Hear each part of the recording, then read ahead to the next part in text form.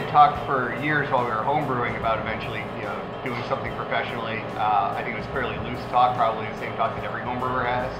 And it really wasn't until TJ came up with some of our equipment that we used in the first iteration of the brewery.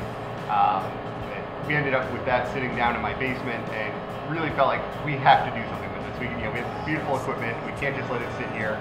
It was a shock to know how well we were received in the beginning with our pilot program. It only took us about a month of production before the demand was surpassing our ability to supply. When we started to max out the capabilities of our equipment and noticed the limitations by modifying things that weren't supposed to be in brewing equipment to brewing equipment, we knew that we had to take the extra step. We had opportunities of, even when we were moving from the old pilot site to this location, of getting cheaper rents and maybe a better building somewhere in Providence or even Massachusetts and things like that. But we really feel that our heart and soul is here in Pawtucket. Kind of a unique effect is that you go to most breweries and they'll have a designated tasting room for you to sit down and taste their beer. But with how we designed this, you're actually included into the actual facility. So you're tasting your beer, but you're tasting it within the workspace of where the beer is actually made.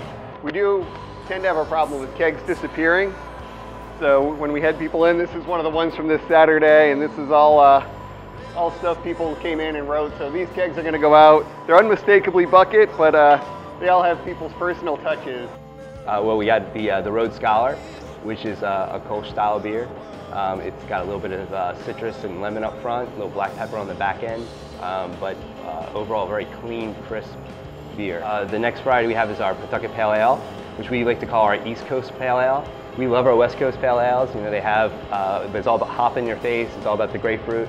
So what we did is we changed our recipe to be a little bit more like the English style. So it's more of a nice balance. And then we have our Park Blue Porter, which is our biggest beer. It's almost 8%. A great representation of the style. You're talking about tons of chocolate, tons of caramel, tons of coffee notes in there. The 13th Original Maple Stout, where what we did there differently is we focused on the ideas. It isn't necessarily the sugar of the maple syrup, but all the characteristics of maple. So it's got all the great wood and smoke flavors out of the maple, but it's a super dry beer and very light body. It's almost a bright beer. And so that is, I think, a fantastic food beer. There's so many beers that you have like a 2-ounce sip of and it tastes great, but there's like no way I'm finishing 12 or 16 ounces of this, And that's what we really made sure that we're producing beers that are completely drinkable, and you can drink 1 or 2 of them and say, this is just, it tastes like a great beer. It's very tough to get fresh growlers if you're going to be shipping them very far from where they're being produced. And it's all about that you're getting it right from the brewer. I mean, you can fill them up here, you can fill them up, you can pick them up at bottles, those type of places, and they have to keep refrigerated. We don't filter most of our beers, so we have to make sure that they stay at the right temperature. It also helps with keeping that carbonation in those vessels and everything else. So to me, it's just I always associated the growlers with freshness and local.